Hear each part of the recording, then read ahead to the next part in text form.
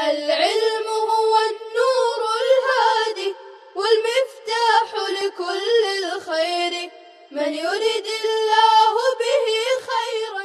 بسم الله الرحمن الرحيم. الحمد لله رب العالمين. الحمد لله حمدا كثيرا طيبا مباركا فيه. سبحان الله وبحمده سبحان الله العظيم. وصلى الله وسلم على نبينا محمد وعلى آله وأصحابه وبارك وسلم تسليما كثيرا كثيرا. يا أيها الذين آمنوا اذكروا نعمة الله عليكم إذ جاءتكم جنود من الكفار متحزبون أيام حفر الخندق فأرسلنا عليهم ريحا وجنودا لم تروها ملائكة وكان الله بما تعملون بالتاء من حفر الخندق وبالياء من تخريب المشركين بصيرا. إذ جاءوكم من فوقكم ومن أسفل منكم وإذ زاغت الأبصار مالت عن كل شيء إلى عدوها من كل جانب وبلغت القلوب الحناجر وتظنون بالله الظنون هنالك ابتلي المؤمنون وزلزلوا زلزالا شديدا. عزیز طلبہ کرام، ان آیات میں غزوہ خندق اور غزوہ احزاب کی منظر کشی کی گئی ہے اور غزوہ احزاب سے متعلق واقعات کا بیان ہے۔ غزوہ احزاب اور اس کا پس منظر۔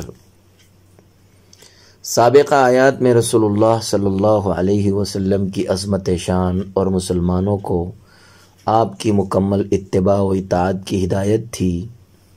اسی کی مناسبت سے یہ پورے 2 رکوع قرآن کے غزوہ احزاب کے واقعے سے متعلق نازل ہوئے ہیں، جس میں کفار و مشرکین کی بہت سی جماعتوں کا مسلمانوں پر یکبارگی متحدہ محاذ کی شکل میں حملہ آور ہونے اور سخت نرغہ کے بعد مسلمانوں پر اللہ تعالیٰ کے انعامات اور رسول اللہ صلی اللہ علیہ وسلم کے متعدد معجزات کا ذکر ہے۔ غزوہ احزاب کی تفصیل ان آیات میں یہ بیان کی گئی ہے کہ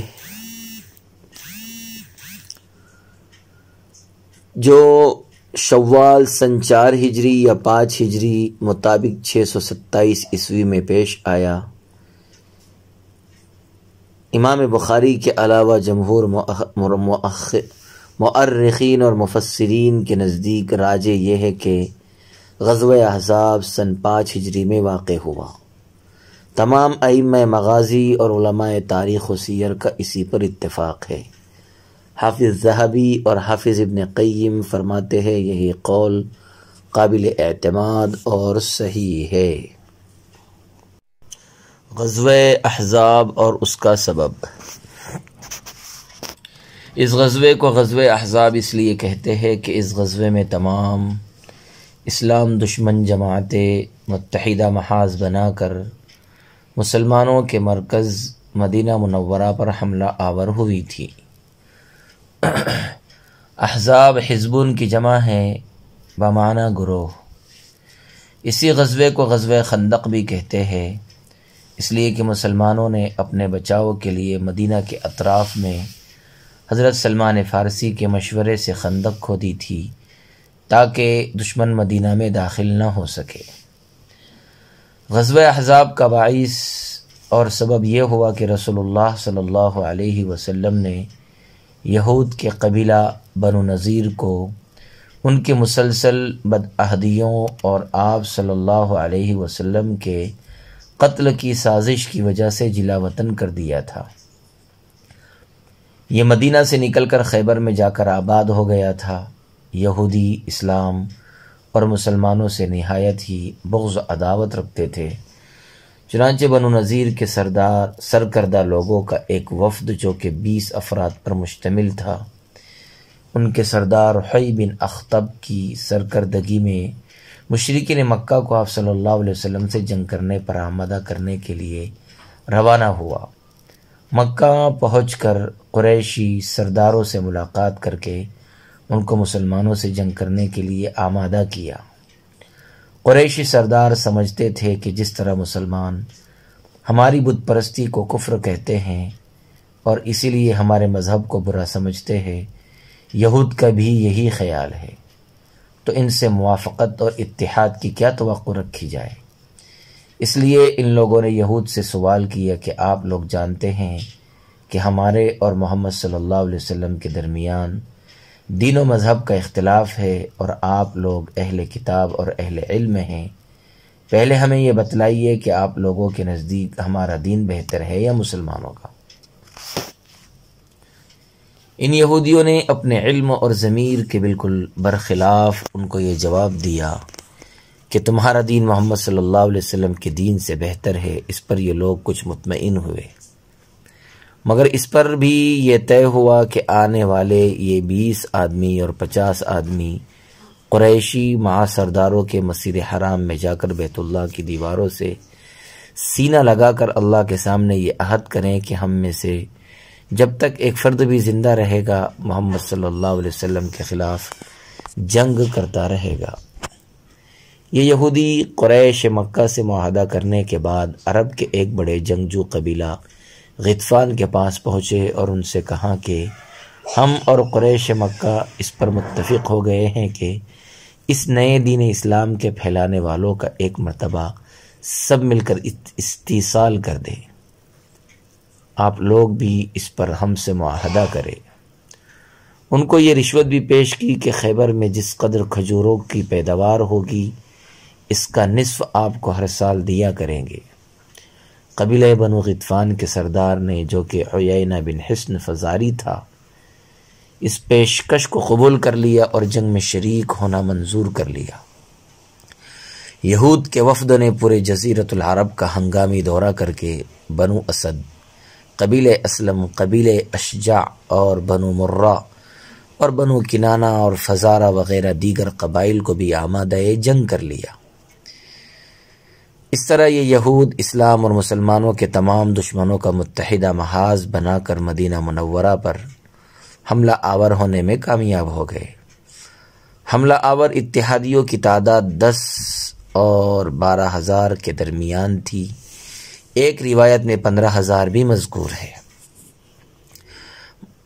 جب مسلمانوں کی تعداد کل 3,000 تھی اور وہ بھی بے سر و سامانی کے ساتھ، جن میں صرف 36 گھوڑے تھے، مشرکین مکہ جن کی تعداد تقریباً 4,000 تھی، قیادت ابو سفیان کے پاس تھی اور قبیلہ غطفان کی قیادت عیینہ بن حصن فزاری کے سپرد تھی۔ حضرت صلی اللہ علیہ وسلم کو متحدہ محاذ کی حرکت میں آنے کی اطلاع، رسول اللہ صلی اللہ علیہ وسلم کو جب متحدہ محاذ کی حرکت میں آنے کی اطلاع ملی تو سب سے پہلے کلمہ جو آپ کی زبان مبارک پر آیا وہ حسبنا اللہ و نعم الوکیل تھا۔ اس کے بعد آپ نے مہاجرین و انصار کے اہل معاملہ کو جمع کر کے ان سے مشورہ لیا، اور اگرچہ صاحب وحی کو حقیقت میں مشورے کی ضرورت نہیں ہوتی، وہ براہ راست اللہ کے اذن و اجازت سے کام کرتے ہیں، مگر مشورے میں 2 فائدے تھے، ایک تو امت کے لیے مشورے کی سنت جاری کرنا، دوسرے قلوب مومنین میں باہمی ربط، اتحاد کی تجدید اور تعاون و تناصر کا جذبہ پیدا کرنا تھا۔ اس کے بعد جنگ کے مادی وسائل پر غور ہوا۔ مجلس مشورہ میں حضرت سلمان فارسی بھی شریک تھے، جو ابھی حال ہی میں ایک یہودی کے غلامی سے نجات حاصل کر کے اسلامی خدمات کے لیے تیار ہوئے تھے۔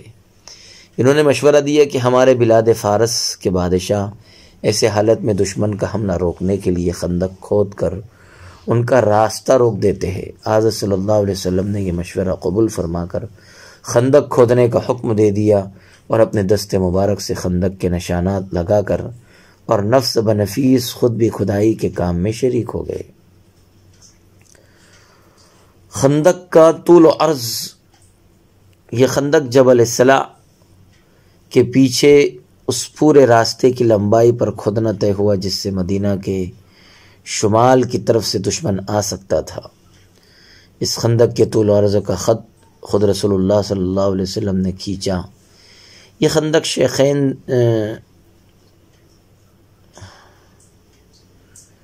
شیخین سے شروع ہو کر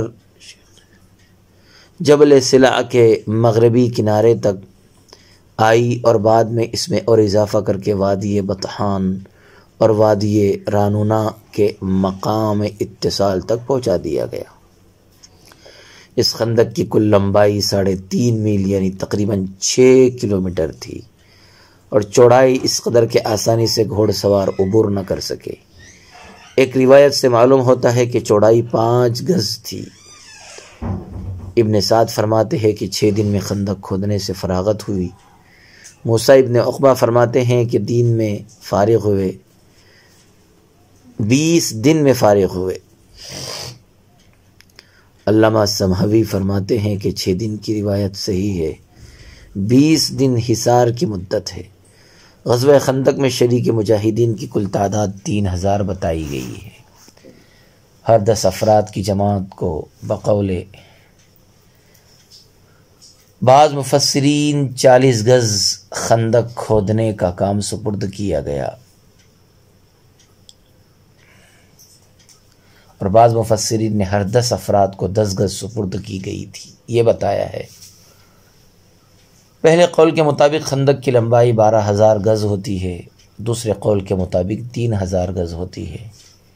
شرعی میل 200 گز کا ہوتا ہے۔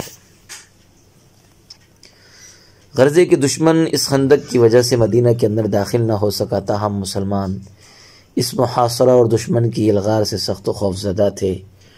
کم و بیش یہ محاصرہ 1 ماہ تک قائم رہا۔ بالآخر اللہ تعالیٰ نے پردہ غیب سے مسلمانوں کی مدد فرمائی۔ مذکورہ آیات میں انہی سراسیمہ کر دینے والے حالات اور امداد غیبی کا تذکرہ فرمایا گیا ہے۔ وصلی اللہ وسلم علی نبینا محمد وعلی آلہ واصحابہ وبارک وسلم تسلیما کثیرا کثیرا۔ السلام عليكم. لا تنسوا الاعجاب بالفيديو والاشتراك في القناة تشجيعا لنا لنستمر بنشر المزيد إن شاء الله.